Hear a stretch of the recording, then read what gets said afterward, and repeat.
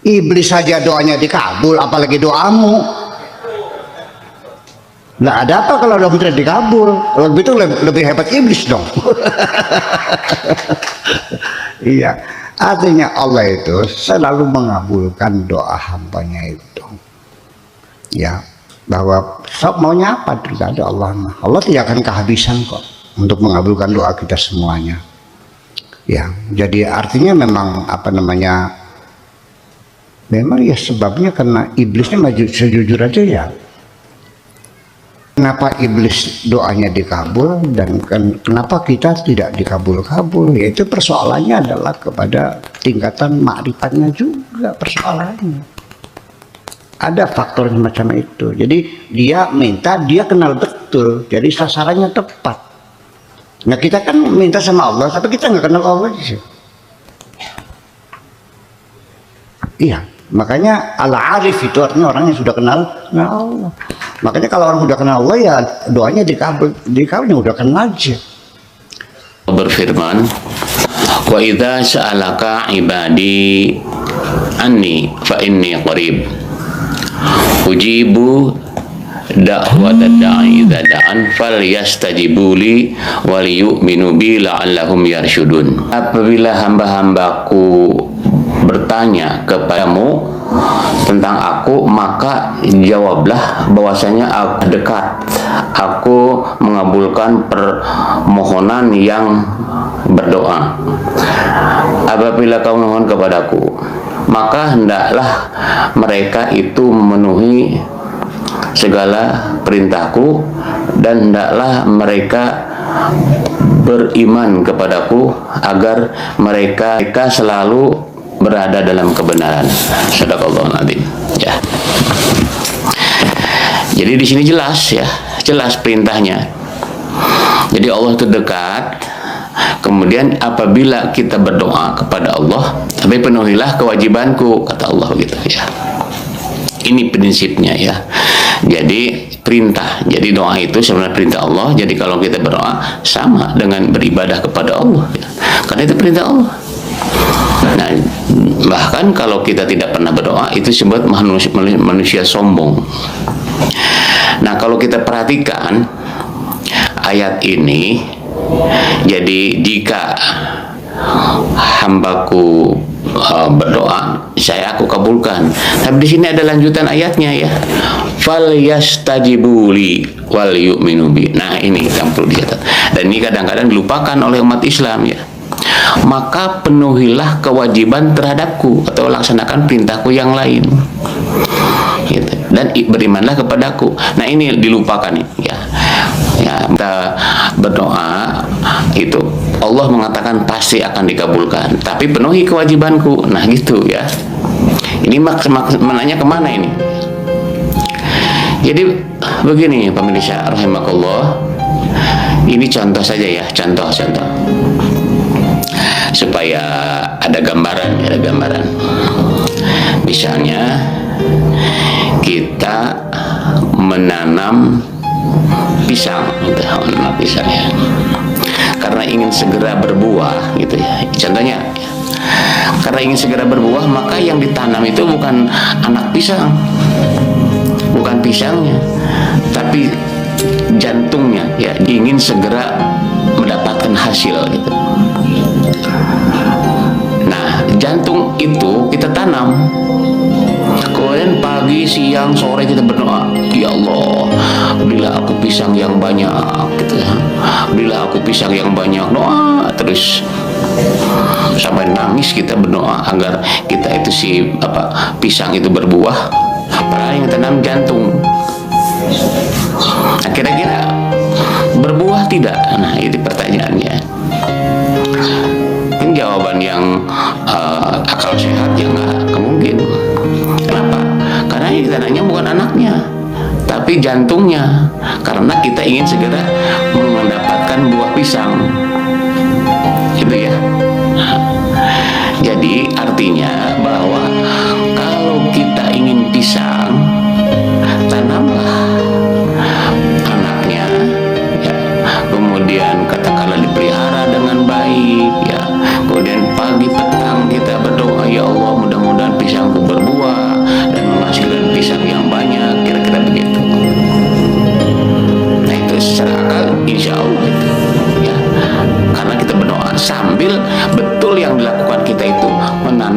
pohon pisang, bukan jantungnya, bukan. Dari situ filosofisnya apa gitu. Yang pertama, doa itu jangan ingat tergesa-gesa. Dari cara aja cara ya. Yang kedua, kita berdoa itu harus diiringi dengan usaha kita. Ya, misalnya kita apa ya contohnya, berdoa ingin punya harta atau punya rezeki dari Allah. Itu pertama ya kita memohon kepada Allah, karena yang pemilik rezeki Allah satu ya. Satu, karena pemilik rezeki itu ada Allah, maka kita minta kepada Allah. Jadi hakikatnya rezeki itu dari Allah. Nah, sedang rezeki itu dari mana? Apakah langsung dari langit? Kita kalau berdoa ingin rezeki, ya usaha dulu kita. Apa saja yang memungkinkan menghasilkan uang. Misalnya jualan, bertani, apapun. Nah, ketika kita bertani, ingat bahwa rezeki adalah yang pemilik rezeki adalah Allah. Berdoa, ya Allah, berilah aku rezeki. Sambil kita sudah ada usaha untuk dapat uang tadi. Nah, nanti Allah ngabulkannya tinggal langsung kita jualan satu kali langsung laku, enggak juga. Berproses, harus lama ya, lama. Ibarat tadi kita ingin pisang gitu, lama kan, memakan waktu itu pisang jadi itu mohon laku lama ya. Jadi berproses gitu ya, doa itu berproses. Selain usaha juga sabar, karena suatu proses. Yastajibuli, maka memenuhilah perintahku, kewajiban terhadapku gitu. Jadi kan ya karena Allah pemilik rezeki, tapi memenuhi dulu kewajiban itu. Nah, kewajiban di situ bukan berarti penuhi semua perintah Allah gitu, bukan. Tapi untuk mendapatkan rezeki tadi harus bagaimana? Harus sesuai dengan upaya kita untuk mendapatkan rezeki tersebut. Bagaimana Allah mengabulkan doa? Nah, misalnya karena Allah tahu bahwa hambanya ini sedang berdoa, dan yang tahu itu akibatnya atau manfaatnya atau faedahnya atau apa akibatnya dari doa itu, Allah yang mau tahu. Allah kan bukan hanya Rahman tapi Rahim ya, karena mengetahui bahwa ini nanti dia kalau minta harta kemudian aku kabulkan. Nah, mungkin dengan harta dia semakin sombong kepada Allah, semakin jauh dari perintah-perintah Allah. Itu mau tahu. Satu contoh ya, salah satu contoh nih biar ada bukti gitu ya. Misalnya zaman dahulu ya, Qarun. Nah, Qarun dalam sejarahnya, dalam kisahnya, Qarun itu adalah pengikut Nabi Musa. Tadinya pengikut Nabi Musa. Karena dia memang mengikut Nabi Musa juga karena ingin cari kehidupan ya, artinya saya ikut Nabi Musa lah, mudah-mudahan kehidupan saya bisa bagus gitu. Barangkali dia kan nabi, kalau dia berdoa pasti dikabul gitu, maka saya ikut Nabi Musa. Jadi orang yang seperti ini ya, jadi tujuannya adalah untuk cari kehidupan, ya, ikut Nabi itu dalam cari kehidupan. Maka ya Nabi Musa ya memenuhi aja keinginan umatnya kalau dia meminta gitu. Bilang dia meminta kepada Nabi Musa, wahai Musa, nah itu sebutkan kau nabi, pasti dengar sama Allah. Iya, kata Nabi Musa, iya. Nanti siapa? Tolong Musa, wahai Nabi Musa, tolong sekali lagi doa sama Allah, sama Tuhan kamu itu ya. Doakan saya agar saya diberi kekayaan, diberi harta. Sudah bosan saya jadi orang miskin. Begitu ya. Ya Nabi Musa kan demi umat. Ya, demi umat ada pengikut yang memohon doa untuk didoakan, ya didoakan. Gitu ya. Nah, itu juga berproses ya. Dengan izin Allah ya Quran jadi kaya raya, wah luar biasa ya. Itu ceritanya ya. Nah, digambarkan di dalam Al-Quran bahwa kuncinya aja, kunci perbenaran hartanya saja tidak bisa dibawa oleh 100 onta. Itu ibarat saja ya. Ini digambarkan sama Allah bahwa Qarun itu kaya sekali gitu.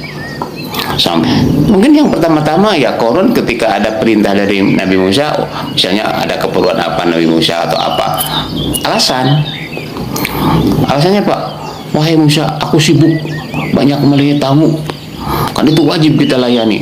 Kata Musa, oke, gitu. Terus setelah saat lagi oleh Nabi Musa dipanggil lagi Korun, kita kumpul untuk membicarakan, kan tugas Nabi Musa kan berdakwah kan, bagaimana cara berdakwah dan bagaimana cara gitu zakatnya. Korun, jangan lupa ya zakatnya. Iya gitu. Ya mungkin pertama-tama ngasih lah ala kadarnya gitu, tapi lama-lama mungkin Nabi Musa minta terus, ya mulai bosan juga gitu kan. Waduh, ini Musa kalah membebani saya gitu, padahal Nabi Musa mintanya nggak banyak gitu ya, ala kadarnya gitu. Nah kemudian tiba-tiba Korun itu berpikiran, nah itu mulai iblis masuk ya, setan masuk kepada jiwa Korun itu. Saya yang usaha, enak aja tuh Musa main minta aja, karena dia seorang pemimpin gitu. Nah udah mulai menurut terhadap dakwah Nabi Musa ya, dan Allah apa mengabulkan terus ya. Walaupun dia membangkang terhadap Nabi, kemudian tidak mau melaksanakan perintah Nabi Musa ya, yaitu zakat, terus saja dikasih sampai luar biasa. Nah akhirnya ya Firaun melihat ini, waduh potensi nih ya, jadikan alat bagi kita, karena kelihatan dia sudah menjauh dari Nabi Musa. Maka Korun itu ya akhirnya dijadikan konglomerat ya untuk membantu Firaun. Nah sekarang dibalik ya kata Korun, ya bolehlah saya bantu, tapi bantu keamanan saya ya, lindungi keamanan saya ya, sama jadi penguasa datang ke usaha itu saling mendukung. Saya mau dukung tapi amankan perusahaan saya. Nah itu dari dulu begitu ya antara. Nah itu sama Allah hukumnya apa? Ditenggelamkan itu, artinya dimasukkan ke dalam usaha dengan penguasa. Allah menghukum Korun itu nggak tanggung-tanggung ya. Bagi kita terutama orang beriman itu sulit dikabul ke Allah itu. Minta ini Allah nggak ngabulkan. Itu artinya begitu ya. Kenapa? Allah merasa kasihan karena dia kalau diberi harta mungkin sombong seperti yang lain. Seperti orang yang kafir itu dia lupa, malah bisa menantang sama Allah. Ya, nah, kita alasan enggak, insya Allah saya akan taat kepada Allah. Itu ya awalnya. Tapi ya dalam Quran, dalam hadis mengatakan banyak orang yang tidak siap menjadi orang kaya.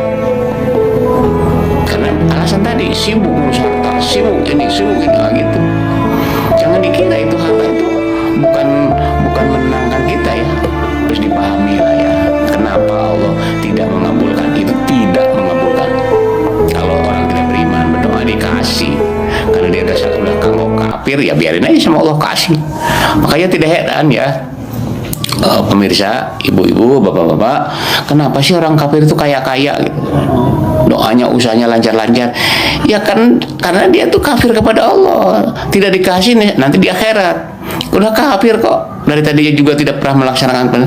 Kan dia doa juga ya doa, tapi kan kepada Tuhan ya. Aman, jangan iri itu. Kenapa sih dia nggak pernah sholat, nggak pernah apa, tapi kok kaya gitu? Kita misalnya punya tetangga, punya saudara misalnya gitu ya. Tapi kenapa nih saya sholat ya Allah, saya sholat terus, tapi kenapa nggak dikabul-kabul ya Allah? Nah ini banyak yang murtad gara-gara ini nih, ya. Doa jadi kabul terus nih. Kalau gitu mas saya muat ngapain taat sama Allah gitu misalnya ya, begitulah. Nah, jadi kenapa itu ya, itu doa itu nggak dikabul, itu masih tidak ya, tapi kalau nanti lambat dikabul nanti. Nah jadi doa kenapa tadi alasannya karena Allah bukan hanya Rohman tapi Rohim. Mungkin dikasih di dunia tapi di akhirat celaka dia. Tapi Allah karena Maha Penyayang maka selamatan di akhirat. Tidak dikabulkan doa tadi, walaupun dia tahajudnya dan juga nguji ya. Allah itu menguji kepada hambanya. Ini berdoa ini ikhlas nggak nih? Lebih baik nggak tidak? Ya, lebih baik nggak ini? Itunya apa namanya dia gitu, kata Allah diuji ya, apakah dia sholatnya karena aku atau karena ingin dikabulkan doa. Dia sholatnya karena ingin surga atau karena ingin dilihat orang, diuji ya, kita itu. Jadi orang mukmin itu diuji terus. Yang menguji itu bukan berarti benci ya, bapak, ibu-ibu, kita kan misalnya guru SD gitu, tuh anak-anak kan kalau ingin lulus atau ingin naik kelas kan diuji sama kita yang bikin soalnya, bikin pusing tuh anak dengan diuji kan gitu. Tapi bukan itu maksudnya, biar biar ningkat kualitasnya dia itu, sehingga layak dia naik kelas 1 naik kelas 2, biar naik terus sampai kelas 6. Kelas 6 pun diuji lagi agar dia lulus dari SD. Beriman pun kenapa tidak kabul tadi, karena diuji gitu, karena sedang diuji. Sabar nggak nih? Tidak dikabulkan ya Allah, sabar nggak dia? Masih ikut nggak ajaranku, perintahku, atau masih menjauh nggak larangan aku? Enggak gitu, gitu ya. Nah itu jadi kenapa ditunda, ini masih ditunda ya, karena itu alasannya ada dalam Al-Qur'annya ya, itu diuji Allah. Apakah kamu mengira yang masuk surga padahal kamu belum diuji? Kemudian dalam surat Al-Ankabut bahwa Allah itu menguji orang dahulu ya, Allah gitu, semua orang diuji tentang keyakinan keimanan dia bagi orang beriman. Tapi sekali orang kafir tidak, mau ngapain diuji ya? Kenapa? Ya biarin aja dia sekalian. Nah, Allah maha kasih ya di dunia, jadi biarlah dia senang di dunia, karena di akhirat dia masuk neraka. Kira-kira begitu ya bahasa kasarnya. Mengapa ditunda? Itu alasannya, pertama karena Allah menguji, yang kedua sayang dia, lebih baik senang bahagia di akhirat di surga atau naim daripada di surga banyak tapi dia masuk neraka nantinya gitu. Ya ini memang berdasarkan keimanan nih ya. Kalau kita dalam Al-Quran pegangannya itu ya, diuji itu tadi begitu ya. Nah kemudian mengapa lama gitu, lama itu ininya apa dikabulkannya itu, kenapa lama ya? Enggak ini tidak dikabulkan gitu, kenapa dikabulkan terus ya? Itu ya tadi ya, tadi syaratnya yang pertama kan tidak ada usaha, kita doa, tapi apa yang harus kita lakukan? Nggak ada usaha-usaha untuk itu ya. Yang kedua tadi kasihan Allah itu ya, nah gitu. Termasuk kalau tidak dikabulkan sama Allah ya itu tadi alasannya ya. Jadi Allah lebih sayang kita karena kebahagiaan sesungguhnya di akhirat ya. Bagi orang beriman begitu, kebahagiaan yang sesungguhnya di akhirat ini abadi, tidak pernah ada kematian di akhirat ya.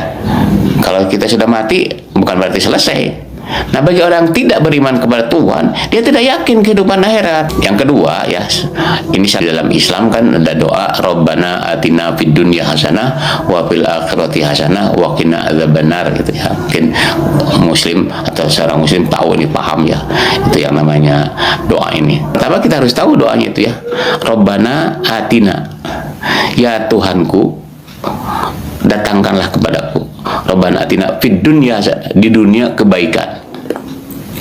Yang kedua wafil akhirati hasanah, dan di akhirat juga diberi kebaikan.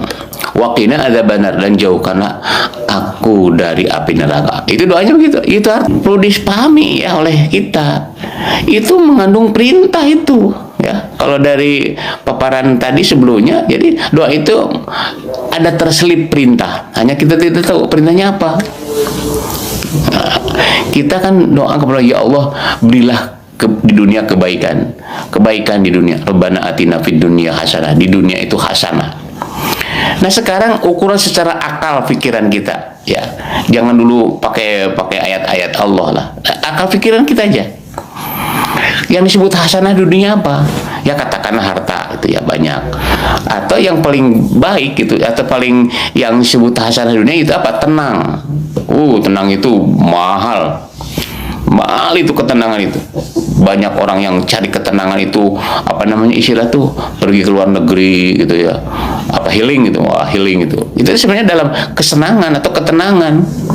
Karena dia tidak rasa tenang hidupnya. Ya mungkin karena tidak beriman ya. Allah Maha Kuasa. Yang kedua, ya mungkin apa menurut dia tuh tenang tuh di mana ukurannya? Nah itu mahal itu tenang itu. Yang kedua sehat ya. Sehat itu, rezeki yang paling besar itu sehat itu. Ya, coba kalau sakit, banyak keluar tuh rezeki ya. Apalagi sakitnya yang luar biasa itu, harus biaya keluar dan sebagainya. Jadi kita tuh tenang, sehat ya, damai. Itu mahal itu. Bukan hanya di di masyarakat, di rumah juga damai gitu, dengan anak damai, tidak pernah bertengkar, dengan suami damai. Oh, itu suatu kenikmatan ya. Dan mahal, itu mahal sekali. Sehat itu rezeki dari Allah. Nah, ini pemirsa, ibu-ibu ya, terutama ibu-ibu, bapak-bapak juga, saudara-saudaraku. Jadi jangan menganggap bahwa rezeki itu hanya duit aja, harta saja. Itu adalah rezeki yang paling besar. Ya, makan enak, tidur enak kalau sehat itu. Nikmat sehat itu. Doa itu memiliki perintah. Ketika Robbana atina fid dunya hasanah, di situ ada unsur. Kalau kita ingin tenang, ya buatlah hidup tenang. Dengan keluarga harus baik, harus mengalah, harus ya, dengan anak bagaimana cara mendidik anak yang baik, dengan istri bagaimana masalah dengan istri. Itu kan istilahnya apa? Kita berusaha. Ujuk-ujuk tenang, nggak bisa begitu ya. Dengan tetangga juga, dengan tetangga baik, tidak saling mencela, tidak saling ngupat, kemudian senyum terus. Nah, itu adalah aplikasi atau wujud daripada Rabbana atina fid dunya hasanah.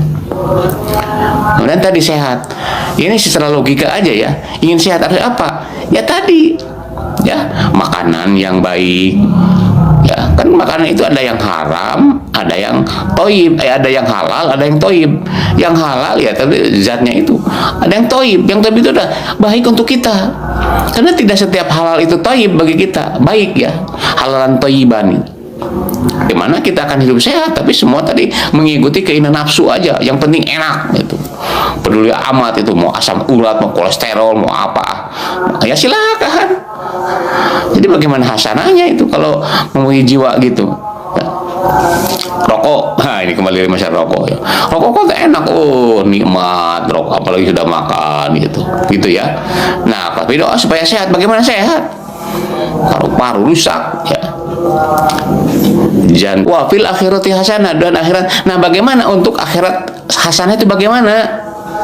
Sholat nggak pernah, malah kita jauh. Kemudian larangan Allah dilanggar terus, bagaimana hasanah di akhirat? Itu maksudnya ya, Rabbana atina fid. Artinya di situ ada, oh iya, bagaimana untuk di dunia. Ingat ya, tadi catatan pertama adalah jadi harus ada fastajibuli, penuhilah kewajiban. Ya, kewajiban kepada Allah dan kewajiban kepada kita sebagai hambanya gitu. Bagaimana sih kalau mau dapat harta? Ya begini. Nah, hanya hakikatnya nanti Allah. Itulah doa fungsi di situ. Jadi kita usaha dulu baru tawakal, yaitu doa. Itu doa yang bagus gitu ya. Jangan doa tapi tidak dihayati. Yang pertama itu yang paling sederhana adalah doa harus dipahami maksudnya dan tujuannya dan apa akibatnya. Itu pahami dulu. Saya doa ini, doa itu dinikmati, artinya bukan jadi alasan untuk murtad gitu. Karena kita doa dikabul terus, wah apa ini Allah, aduh naudzubillah min dzalik. Yang kedua tadi, usaha apa yang mendukung doa kita itu tadi. Doa untuk anak yang misalnya orang pinter atau lulus kuliahnya, nah, harus ada lanjutan menjadi soleh, kalau ya soleha gitu. Doakan suami kita ya gitu juga, ya Allah berilah rezeki yang banyak suamiku ya Allah. Wah, itu juga harus ada koma dulu ya, jangan langsung, tapi ya Allah ketika dia jadi orang kaya, tambahlah kasih sayang kepada keluarga ya Allah. Nah gitu ya.